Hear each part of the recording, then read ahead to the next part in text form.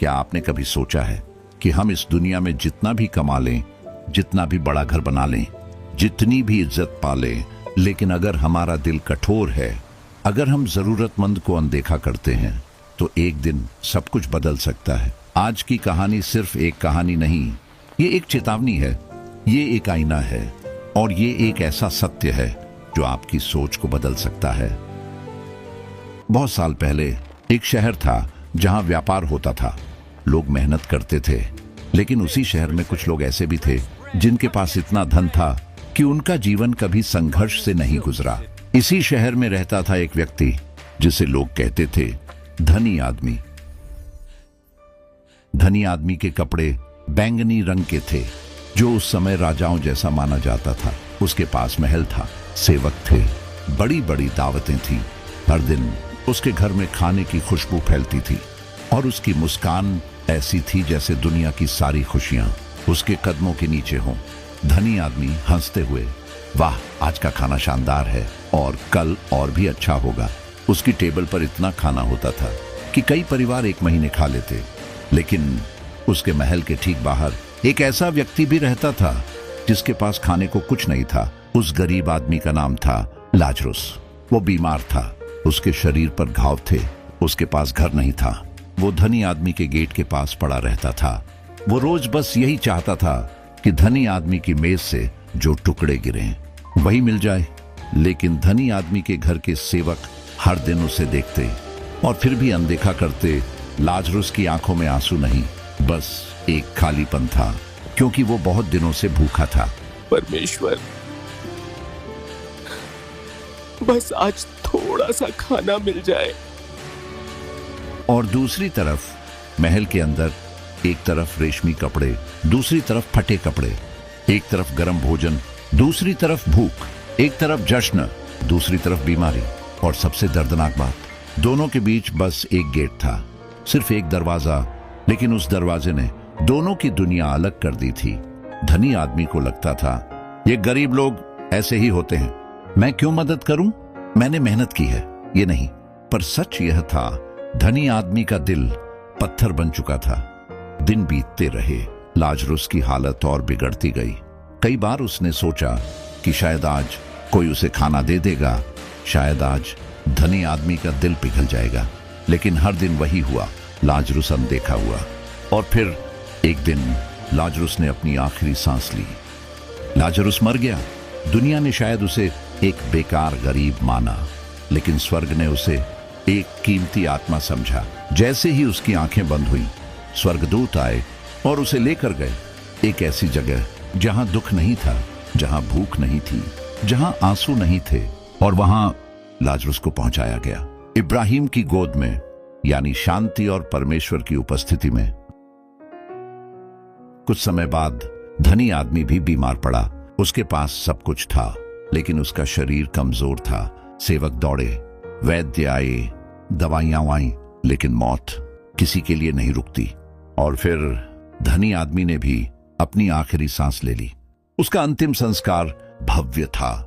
लोग रो रहे थे, मगर शायद वो रो रहे थे उसके धन के लिए, उसकी आत्मा के लिए नहीं। लेकिन कहानी यहीं खत्म नहीं होती, यहीं से असली कहानी शुरू होती है।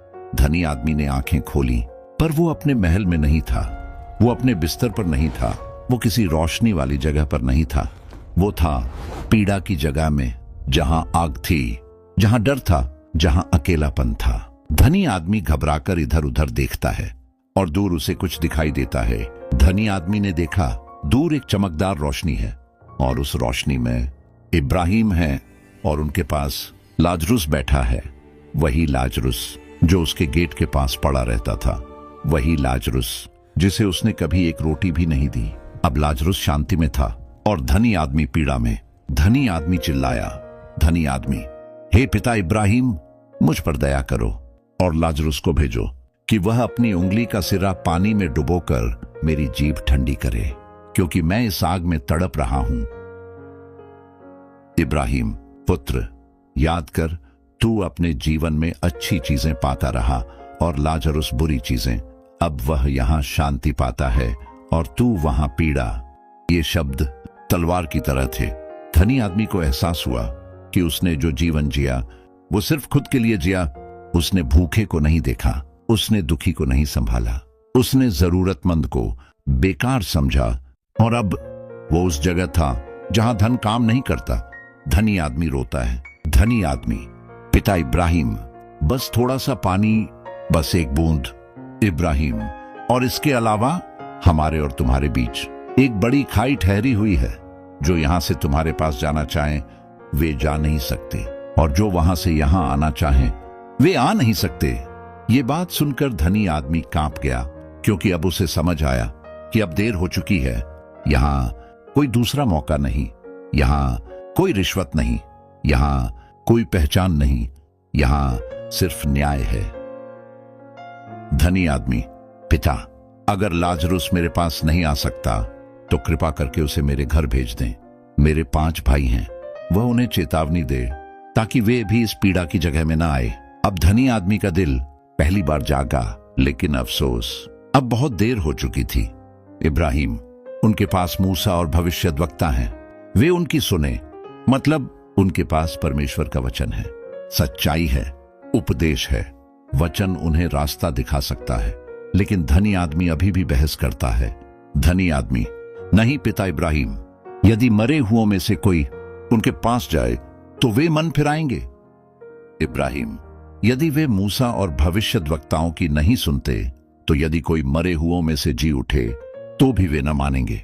ये कहानी सिर्फ उस धनी आदमी की नहीं है, ये कहानी हमारे समय की भी है। आज भी बहुत लोग कहते हैं, अगर परमेश्वर कोई बड़ा चमत्कार दिखाए तो मैं मानूंगा। लेकिन परमेश्वर कहता है, मेरी आवाज तो पहले से मौजूद है, मेरा वचन तो पहले से है। दोस्तों, इस कहानी का मतलब यह नहीं कि अमीर होना पाप है, पर इसका मतलब यह जरूर है कि धन के साथ जिम्मेदारी आती है। परमेश्वर ने आपको सिर्फ अपने लिए नहीं, दूसरों के लिए भी बनाया है। कभी कभी एक रोटी किसी का जीवन बचा सकती है, कभी कभी एक कप पानी किसी की उम्मीद बचा सकता है, और कभी कभी एक छोटा सा प्यार किसी की आत्मा को अंधेरे से बाहर निकाल सकता है। आज भी हमारे आसपास कई लाजरुस होते हैं। कोई भूखा है, कोई बीमार है, कोई अकेला है, कोई टूटा हुआ है, और हम कई बार धनी आदमी जैसे बन जाते हैं। हम कहते हैं, मेरे पास टाइम नहीं, मेरे पास पैसे नहीं, मैं क्यों करूं? पर सच यह है, हमारे पास बहुत कुछ होता है, बस दिल में दया नहीं होती।